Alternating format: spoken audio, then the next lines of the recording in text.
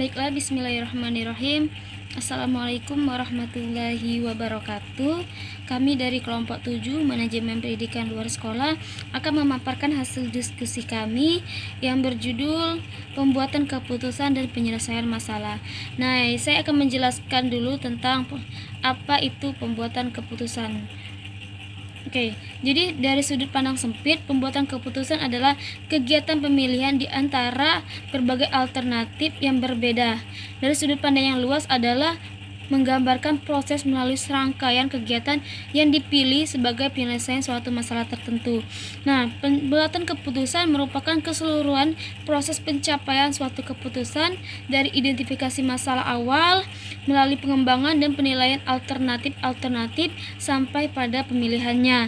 Nah, pembuatan keputusan dapat didefinisikan sebagai serangkaian kegiatan untuk mencapai hasil yang diinginkan. Selanjutnya itu adalah proses pembuatan keputusan. Yang pertama, merumuskan masalah. Yang kedua itu pengumpulan dan analisa data yang relevan. Yang ketiga, pengembangan alternatif. Yang keempat, evaluasi alternatif. Kelima, pemilihan alternatif terbaik. Yang keenam, implementasi keputusan. Yang ketujuh, evaluasi hasil keputusan.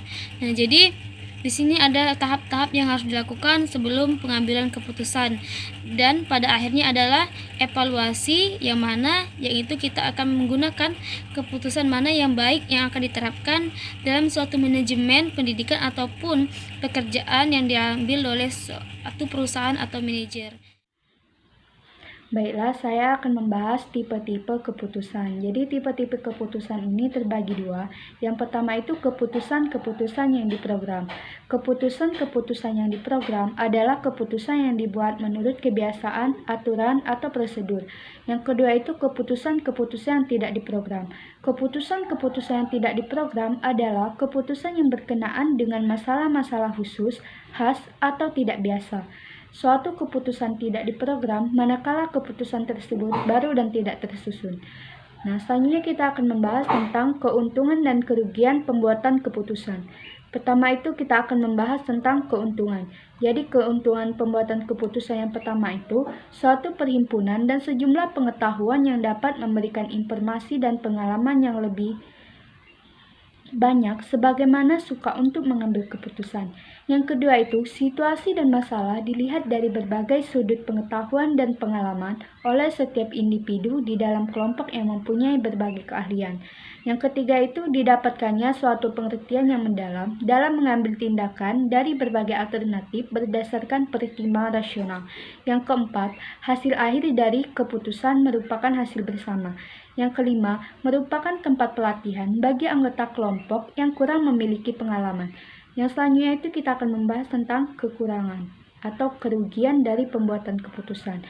1. Dapat terjadinya tekanan sosial dan melumpuhkan anggota kelompok yang kreatif dalam memberikan sumbangan pikiran. Yang kedua, kehendak atau permainan politik dari sebagian anggota kelompok yang mempunyai kepentingan pribadi dapat mengubah pikiran sehat. Yang ketiga, kadang-kadang kegiatan kelompok berkurang karena didominasi oleh sekelompok kecil anggota yang berbicara keras dan banyak. Yang keempat, dikarenakan menang dalam dua argumentasi hingga pertimbangan yang kurang utama menjadi utama. Yang kelima, ada kalanya karena kelompok bawahan posesif menyebabkan adanya hasrat untuk melanggar pertimbangan dan mengevaluasi tindakan alternatif. Nah, yang selanjutnya itu kita akan membahas metode keputusan. Jadi metode keputusan ini terbagi 5. Yang pertama itu keputusan dengan otoritas.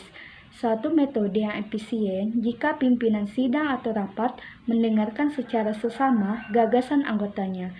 Gagasan yang didiskusikan, pimpinan mendengarkan dengan baik. Setelah pimpinan itu mendapatkan informasi yang cukup, ia kemudian memutuskan dengan menggunakan otoritasnya, sehingga tak jarang sebagian anggotanya itu merasa kecewa. Yang kedua itu keputusan dengan minoritas. Keputusan minoritas terjadi jika satu atau dua anggota kelompok dapat mengatasi anggota kelompok lainnya. Yang ketiga itu keputusan mayoritas. Keputusan mayoritas merupakan metode pengambilan keputusan yang paling banyak dikenal orang di negara yang menerapkan sistem demokrasi.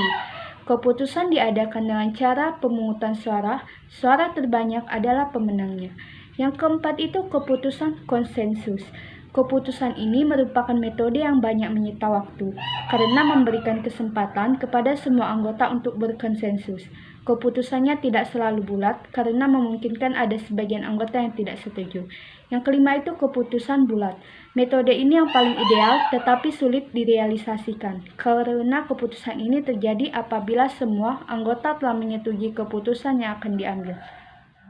Selanjutnya pemecahan masalah. Menurut Tennyson 1979 dan Wasis 1999, masalah adalah suatu keadaan di mana pengetahuan yang tersimpan di dalam memori untuk melakukan suatu tugas pemecahan belum siap pakai. Kata lain, tugas pemecahan masalah itu baru meskipun pengetahuan yang dimiliki dapat digunakan untuk memecahkan.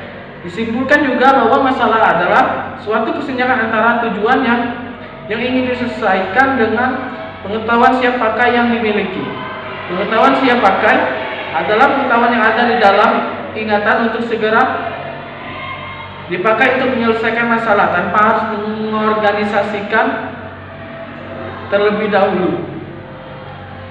Pemecahan masalah ialah suatu proses pengamatan dan pengenalan serta usaha mengurangi perbedaan antara keadaan sekarang dengan keadaan yang akan diharapkan. Baik, selanjutnya ialah cara pendefinisian masalah. Selanjutnya cara pendefinisian masalah. Yang pertama, fakta dipisahkan dari opini atau spekulasi. Data objektif dipisahkan dari persepsi. Semua pihak yang terlibat diperlukan sebagai sumber informasi. Selanjutnya, masalah harus dinyatakan secara eksplisit atau tegas untuk menghindarkan dari pembuatan definisi yang tidak jelas. Selanjutnya, definisi yang dibuat harus dinyatakan dengan jelas adanya ketidaksesuaian antara standar atau harapan yang telah ditetapkan sebelumnya dan kenyataan yang terjadi. Selanjutnya, definisi yang dibuat harus menyatakan dengan jelas pihak-pihak terkait atau berkepentingan dengan terjadinya masalah. Selanjutnya, strategi pemecahan masalah.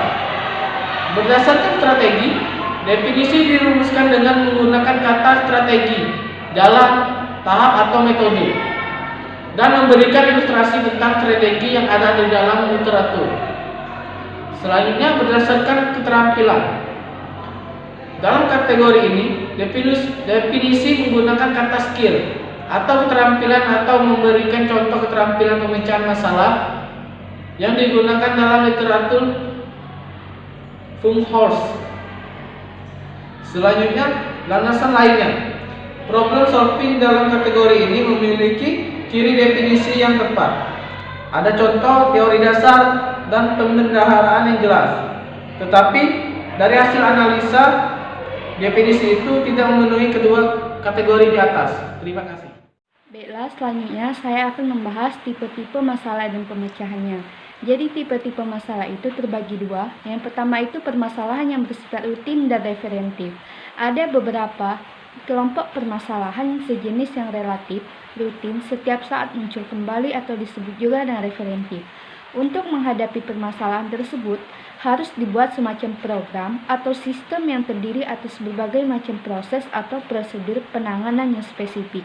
Keputusan yang diambil dengan cara demikian biasanya disebut keputusan terprogram. Yang kedua itu permasalahan yang datangnya tidak menentu yang bersifat insidental.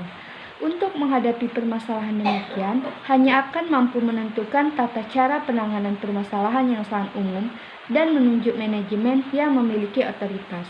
Keputusan yang dapat diambil pada umumnya akan bersifat kebijakan, yaitu suatu pendirian sebagai contoh berpikir untuk waktu yang akan datang. Keputusan yang diambil dalam rangka ini biasanya disebut keputusan tidak terprogram. Oke, selanjutnya saya akan menjelaskan tentang penyelesaian masalah. Di sini ada penyelesaian atau pemecahan masalah adalah bagian dari proses berpikir. Sering dianggap merupakan proses paling kompleks di antara semua fungsi kecerdasan. Pemecahan masalah telah didefinisikan sebagai proses kognitif tingkat tinggi yang memerlukan modulasi dan kontrol lebih dari keterampilan-keterampilan rutin atau sadar. Nah, selanjutnya proses ini terjadi jika suatu organisme atau sistem kecerdasan buatan tidak mengetahui bagaimana untuk bergerak dari suatu kondisi awal menuju kondisi yang dituju.